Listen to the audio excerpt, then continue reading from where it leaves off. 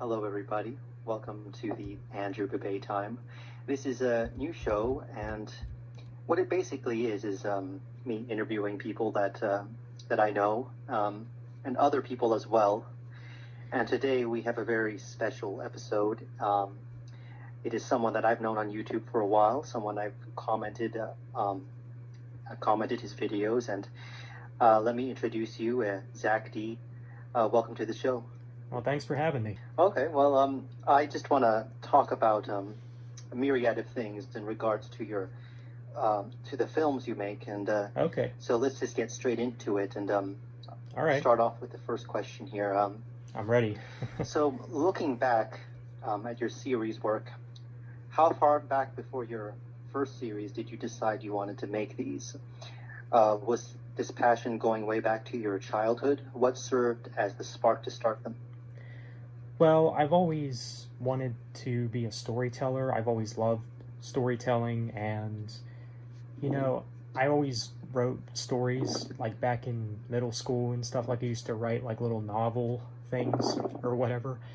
And that's basically what I did before making films.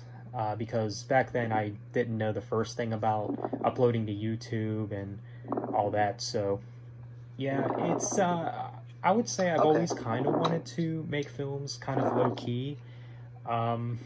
Believe it or not, but before I wanted to be a filmmaker, because you know that it is something that I would like to have a career in, before I decided that I wanted to be a filmmaker, I've actually wanted to be a plane pilot. Yeah, I think you told me that in one of your live streams, and it's an interesting thing because we shared that same passion at one point. Oh, yeah, I flying, remember that, yeah. This is not about flying. Yeah. This is about the work, and so I will say that I was going to elaborate on this question, but you did kind of answer it already. I was going to ask if you write, and you pretty much told me that you did, and that's very fascinating because I too used to write a lot of short films and stuff like that when I was a kid, and so certainly some parallels there when it comes to creative passions and such. So this is going to be my next question. All right. Your series certainly do. They have a lot of strong storylines and characters and intense moments. So, what served as your inspiration behind these? Are there any certain directors you like, TV shows you drew passion from, and perhaps like full-length films? Not really directors in particular. That's not something that I usually keep up with. Like, I've never really gone out of my way to take the time to see like which director like did what or whatever in their directing style. I mean, I can, pick up pieces of it here and there. Like, I can tell a little bit of maybe some directors' styles, but it would depend though.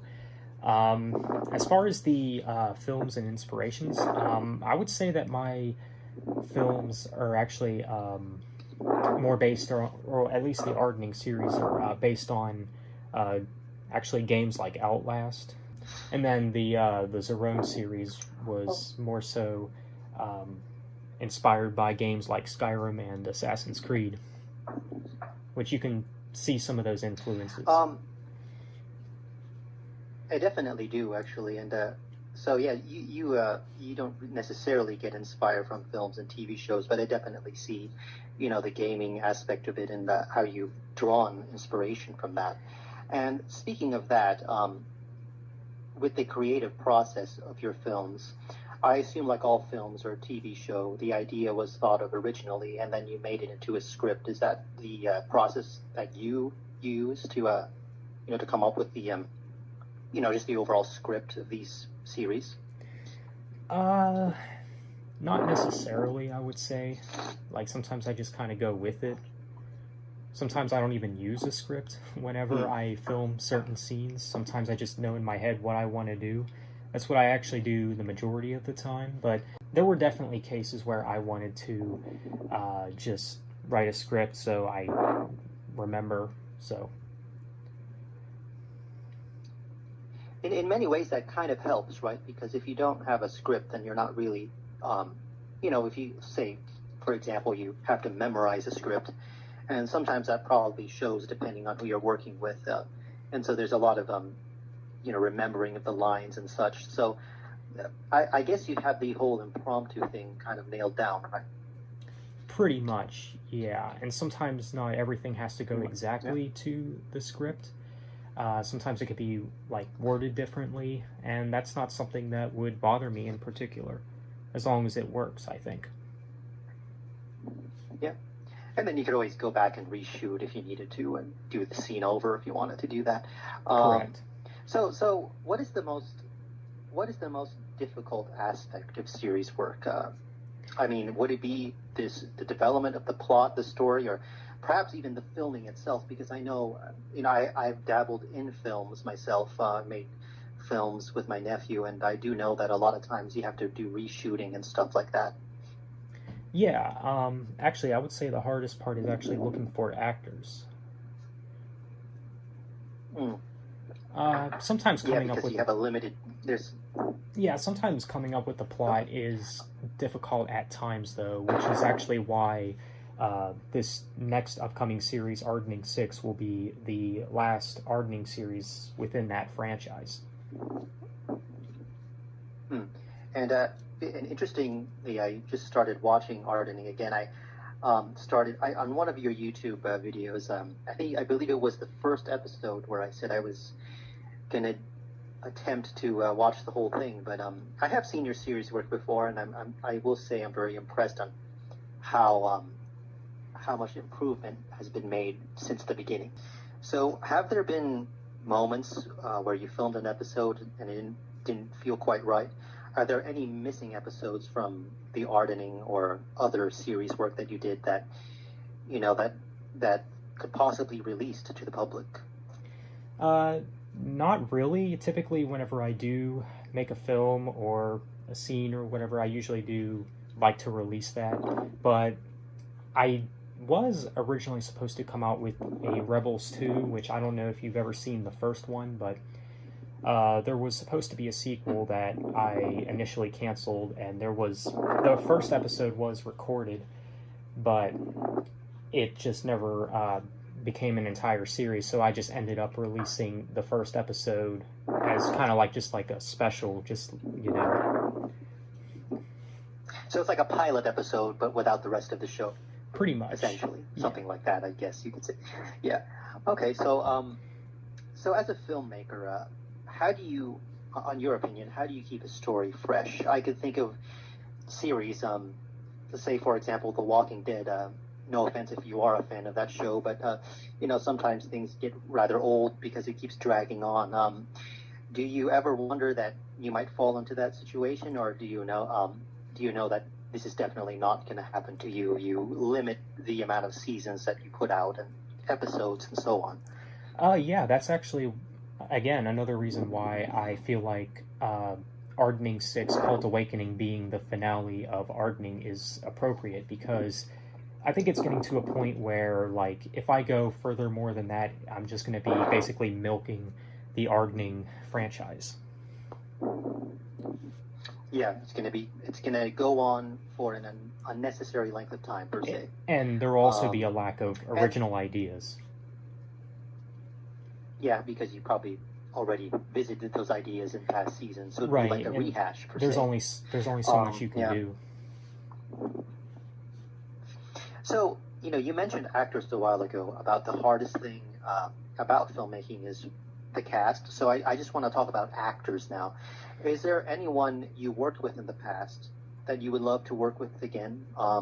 And what about actors that you wouldn't? I guess you don't necessarily need to say their names, but you've had your fair share of good and bad actors, I assume? Oh, yes, for sure. I mean, there's some that I wouldn't mind working with again, but the question is if they would be willing again, is the main question. Do you consider yourself a very meticulous director then? Somewhat of a perfectionist? Not necessarily a perfectionist, but sometimes nowadays I do usually like to do the best that I can, especially with these newer series that I come out with. Well, certainly, I could see retaining a cast as being something that's a challenge, because you are I guess what I'm trying to say is that you're not a professional filmmaker yet, but this is a time Yeah. where you're just starting out. Right. So certainly that's something that's going to be a challenge for now. So who I'm wondering, who is one filmmaker you aspire to be like, assuming that one day you are going to make movies, that you're going to evolve from series work.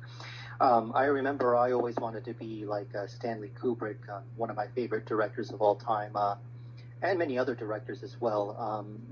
Anyone in particular you look up to, that you, I guess you could say, idolize or inspire, that serves as an inspiration to you personally?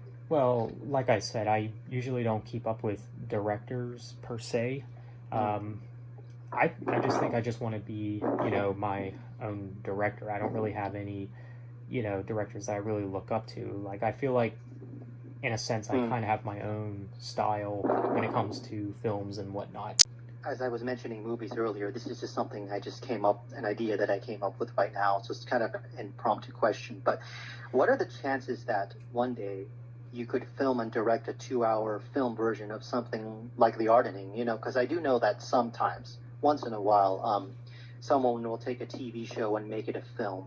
Is that something that you could see working for your series, or is it just, what is your opinion on that? I believe I've mentioned this before. I mean, I've talked to a few people about it, since, after all, Ardening 6 will be the finale of Ardening, but I just know that if I ever do anything with Ardening again, if anything, I'm going to do a reboot, and hopefully that reboot will be maybe even a movie, like maybe a long movie. Yeah, so it could be like, say, a 2-hour film that takes place after the events of the last episode of Ardening 6, for example, but not necessarily a 2-hour film that retells the story of the entire Ardening series. No, pretty much like a hard reboot, I was thinking. And I've kind of had other reboots in ideas and stuff, like even the Italian Sniper I thought about eventually doing a reboot for, since it's been quite a while since the last one. Okay, well, looking at past series work that has already finished, will there be a continuation of them? And I guess you kind of mentioned that already with the reboot, but what I mean in this particular question is, like, say Ardening 6, the Italian Sniper, when this is long done and over with, is there a chance that you could, revive the series, later on down the line? So let's say, for example, Ardening 7. Is there a chance of that, or you're done with 6? That's it? I plan on being done with 6. I mean, the possibilities of there being a 7th one are there if I just all of a sudden have an original idea or a specific plot, but I guess you could say after Ardening 6, with Ardening, it's just going to be a hiatus / just finale. Okay, and you're going to move on to other projects as well, because I feel, and I have to say this, I'm pretty sure it's something that you share as well.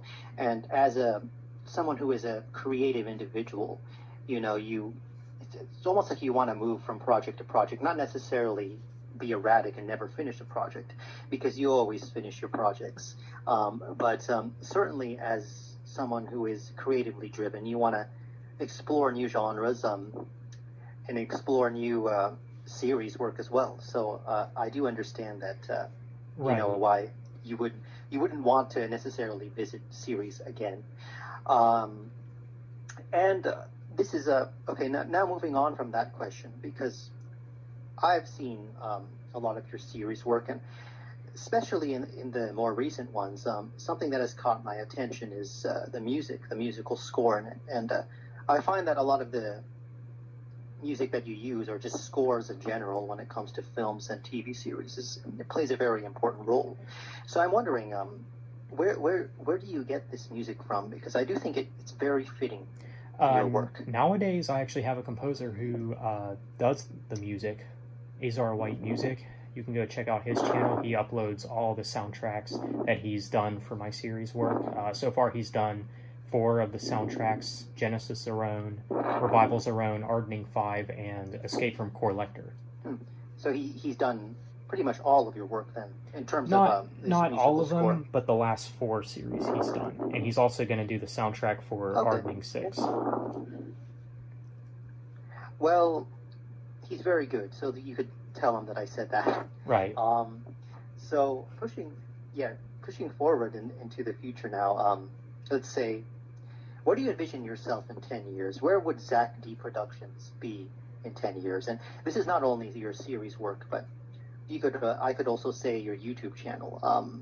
As life is always evolving, it could change at any minute. So, Right. where do you see yourself in 10 years? Well, that's the thing, though. I don't know what my life is going to look like in 10 years, so I could still be doing series work and having a completely different career that's not related to filmmaking, or if my career is filmmaking, then I guess I could make bigger films that are maybe like 2 hours long or something, and maybe that could be the opportunity to make a reboot of the series, except they're movies, pretty much.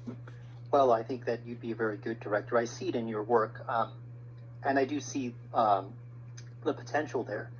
And so, as all directors and filmmakers are, they all have to start from somewhere. So, Correct. I definitely do think that the seeds of that creative drive is there.